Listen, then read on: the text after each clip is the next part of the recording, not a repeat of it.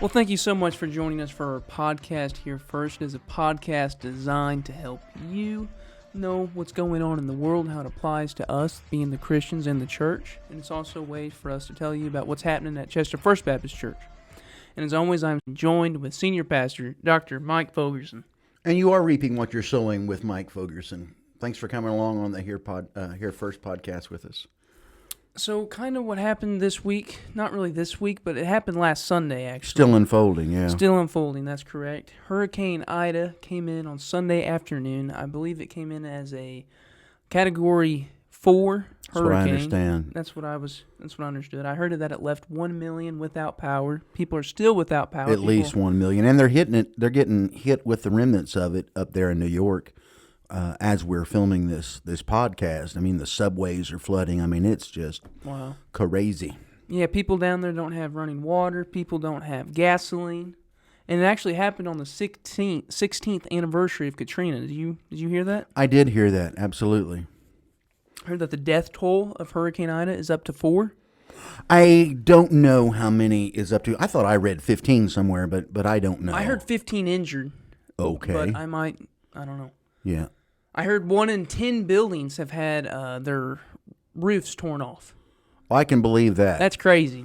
You lived down in Louisiana for, how long did you live down there? Oh my goodness, from 93 to 2000, so about 7 years. So you're down there for a minute. Did you have any? I know you weren't down there. I don't think you were down there for any big hurricanes, but did you? We were down there for some big ones. They They would have hurricane parties where we were at, and we had been without power for. What's a hurricane party? Well, when there is a hurricane, if you live down there, lots of times instead of running or evacuating, that's when you get out the crawfish and have a boil, or you have a jambalaya cook, or if you're a partier, then that's when you would do their hurricane parties. But other folks, we would partake in the eating aspect of it. But for lots of folks down there, they've went through so many hurricanes. It's like us in the Midwest going through tornado season. We don't go anywhere. We just kind of ride the storm out, if you will. We had some tough times. I remember filling the bathtub up at the old parsonage on Wardline because we were scared we were going to lose water, and we knew that we could get water out of the tub and boil it and things like that. I don't think it ever came to that. But we were ready. It's a way of life down there. It's not easy, but it's a way of life. It definitely does not sound fun. It's not. Yeah, I heard that the winds of Hurricane Ida reached up to 175 miles per hour. No kidding. That's crazy. That is crazy. It's a lot of wind and a lot of damage. No wonder there's so much tore up and whatnot. It reminds me, it was interesting you said it was on the 16th anniversary of Katrina, which is one of the most deadly and ferocious hurricanes that ever hit the Mississippi Gulf Coast. And the idea that would come on that day, I mean, that's got to be like 1 in a million shot, There's a school of thought that God releases things like that on America as a form of judgment. When you look in the Bible, anytime there is a flood, it's in response to God's judgment. I don't know if that's the case or not, but if it is, we've got plenty that we should be judged for as a nation, as a people, because we've wandered so far away from God. And so when we're seeing all this flood, and then we're seeing the rain and the flood, but also in the Bible, rain can be a blessing. If you don't have rain, your crops fail. If you don't have rain, you're going to go thirsty. So I don't know where to take it. But I know that this is either a judgment or a blessing, maybe somewhere in the middle. But I know that no matter what, we got to give praise to God, and we got to thank God. In fact, on Sunday morning, we're in this sermon series called Blessing Squared. To get it, you got to give it. And we're really talking about how to have an attitude that blessings stick to, how to have an attitude, how to develop and build an attitude that blessing grabs onto. Because lots of times, negative thoughts will grab onto us, or fatalistic thoughts, or catastrophic thoughts. Negative thinking will stick to us. Well, how do we put Teflon on our heart that that won't let these things stick to us, but instead they'll attract and draw blessing. So we're going to be talking about how to build that type of attitude where blessing will stick to it on Sunday. And basically 3 steps. Number 1, we have to turn our praying into praise. Our praying into praise.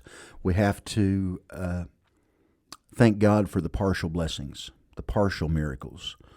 And thirdly, we're going to talk about how our focus creates our reality. And I know that sounds like a Jedi mind trick, but we're actually going to see where Paul preached that 2,000 years before Qui-Gon Jinn said it in The Phantom Menace. But that's where we're at Sunday.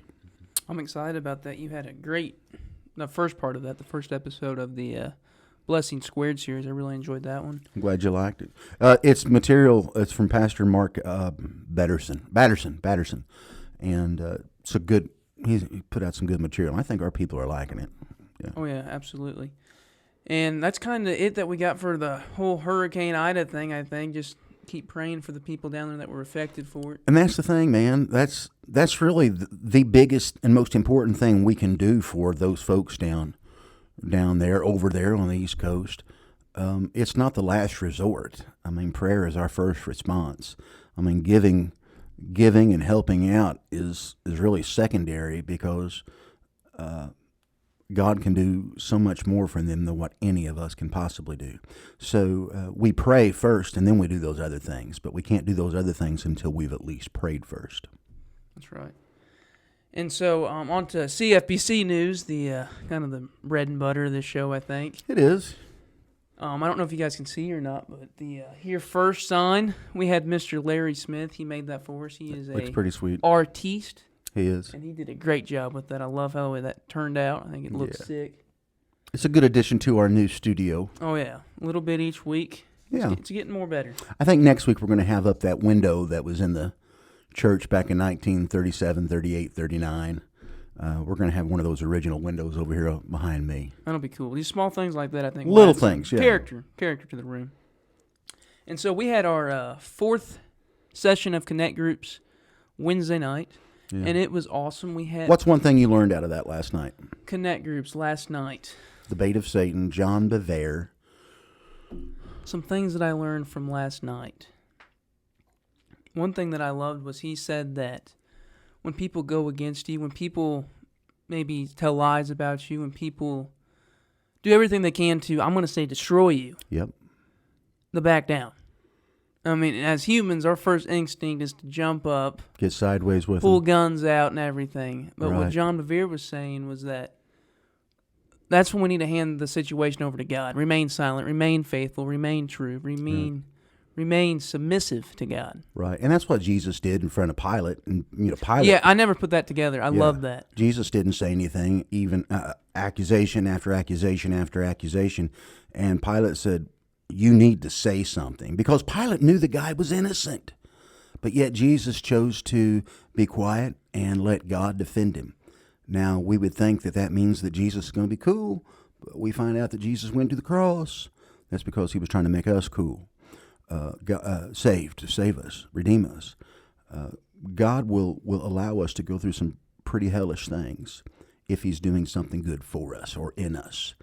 And that's what I kind of walked away from. Sometimes we just got to swallow our pride and just turn it over to God. Yeah, and one thing last night, this is kind of off topic, but what I've never thought of this before, but he was saying that people that go against you, people that do that, he will judge them. And what he said was, what if the worst thing that happens to them is salvation? Yeah. I love that. I've never thought of that before. Absolutely. And, if our biggest enemy got saved instead of got the holy smackdown put on them, shouldn't we rejoice because the guy got saved or the gal got saved? And just really reveals the condition of our heart. That was kind of cool. I've never thought of that. I love that thought. That was awesome. Good stuff. We also had practice Wednesday night, and we had Victor Mathis, Chris Mathis's boy, on bass. And let me tell you guys, he is in the pocket. He played 2 weeks ago up on stage with you guys, and he was awesome. He is good. But I don't know, but he's became better in the last 2 weeks, since the last time he was up there. And I mean, I'm excited for him. I know he is having a good time up there playing with the Unfit Band. He is the newest member of Tub, and I'm just happy for him. I love watching him play. His smile is infectious. I think he got a new bass in between that. I think you got a Fender Jazzmaster or something like that. Do ya? Jaguar, maybe. Yeah, it's a nice looking bass. Okay, I know he has his eye on another bass, and I'm hoping he gets it. I think his mom and dad need to get up off their wallet and get that boy that new bass he wants. It's only $230. Absolutely. Absolutely. Yeah. That just getting new stuff like that helps because it makes you want to play. It makes you want to play. Yeah. And so, other than that, let's see here. We're looking for some people to help us sing too. We do. They need could singers. rotate as kind of in the background, but we could use 2 or 3 people on a monthly basis who could help out to rotate them in and out and give. Without the choir, there's still people out there with that talent and that gift. They still want to use it, but because of COVID and precautions and things like that, we can't really do the choir thing because everybody's all close. But what we're doing is spread out.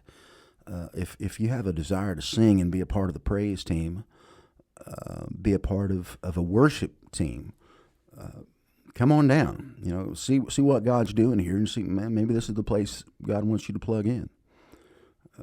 So anyway, we want people to plug into our new Connect group too, which starts October 1st. Yeah, and that is a Louis Giglio study. Louis Giglio, yeah. Don't set a place at the enemy. Nope. No. Don't set a place for the enemy at your table, by Louis Giglio. And our teacher for that is going to be Miss Linda Schaefer. She's going to do our next Connect group for us, and that'll be online. I'm sorry, that'll be in person only. We're going to have her come on to the show before then. Let's do that. Yeah. Let's do that. Let's have her on, absolutely. Word out to Mrs. Schaefer. Yeah, maybe we'll do that in the 2-week break sometime. We'll do that. Yep. Well, you got anything else you want to add? I mean, I can't think of nothing. I can't think of anything. Really hope people come out and be a part of the second part of the Blessing Squared sermon. We'll have those 2 services this weekend, Saturday night at 5 o'clock outside if the weather's permitting. Sunday morning, 10:30. If you can't be here in person, which, by the way, it's always better in person. 10 times better in person. That's right. That's right. I mean, live music, live preaching, live people. It's a good time. Coffee. We got iced coffee even. It's a good time. If you can't, then definitely see us online at 10:30 on Facebook. Can't catch us in, or you want to catch a remastered version of it, go to our YouTube channel. That's Chester FBC. Make sure you like, subscribe, and check all the notifications so you can get the fresh content drops from CFBC whenever we drop them. I love it, dude. All right. Well, thank you so much for joining us for our podcast here first. It is brought to you by Chester First Baptist Church. Their vision is to love God, love people, and they're trying to live like Jesus. Thank you so much for joining us. God bless.